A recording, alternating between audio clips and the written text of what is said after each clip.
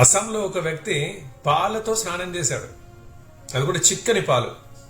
దేనికి? ఆరోగ్యానికి మంచిది. ఈ మధ్యన అందరూ హెల్త్ కాన్షియస్ అవుతున్నారు. సో పాలతో స్నానం చేస్తే బాగవుతుందా, లేకపోతే ఏమైనా మనం యవ్వనంలోకి మారిపోతామా అని ఏమైనా మీరు అనుకుంటే అది తప్పు.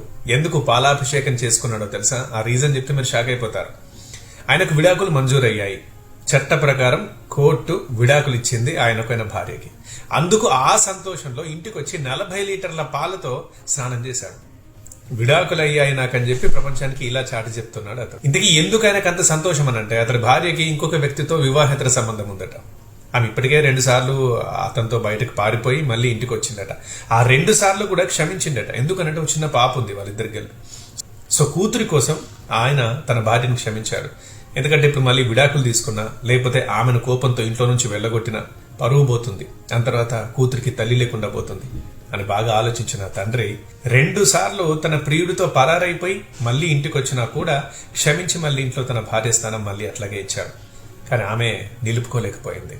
మళ్ళీ ఒకసారి వెళ్ళింది. ఇక దీంతో బాధ, కోపం 2 వచ్చి ఇక ఇట్లాంటి మనిషితో కాపురం చేయడం కష్టం అని చెప్పేసి కోర్టుకెక్కాడు. ఇప్పుడు ఆయన ఇలా తన సంతోషాన్ని ఎక్స్ప్రెస్ చేస్తున్నాడు. అదేంటి, ఇంతకుముందు పరువు కోసం, కూతురికి తల్లి కోసం మారాట పడ్డాడు కదా, ఇప్పుడు ఏమయ్యాయి అని అడిగితే, ఏం పర్వాలేదు, పరువు లేకపోయినా బతకొచ్చు, నో ప్రాబ్లం. అండ్ ఇక కూతురికి తల్లి లేకపోయినా కూడా నేనే తల్లి తండ్రి అవుతాను. ఇలాంటి తల్లి ఉండే కన్నా లేకపోతేనే మంచిది అనుకుని అలా చేశారు. సరే, ఇట్లాంటి విడాకులు తీసుకునే జంటలు ఎన్నో ఉంటాయి. కానీ ఇవాళ దీని గురించి మనం ఎందుకు మాట్లాడుకుంటున్నాం ఈ క్షణాన అనంటే, సంతోషపడాల్సిన సందర్భం ఇది. ఎందుకు అనంటే, ఇలా ఇద్దరికి ఇష్టం లేకపోతే హాయిగా చట్ట ప్రకారం విడాకులు తీసుకోవచ్చు. అంతేగాని ఒకరినొకరు చంపుకోవడం, ఏదో చెయ్యాలని చూడటం తప్పు. అది ఇక్కడ వీళ్ళిద్దరూ చేయలేదు. కాబట్టి అప్రిషియేట్ ద కపుల్, హ్యాపీ. ఇప్పుడు అతడు హ్యాపీ, ఆమె హ్యాపీ, పాపం కూతురు కూడా హ్యాపీగా ఉండాలని కోరుకుందాం.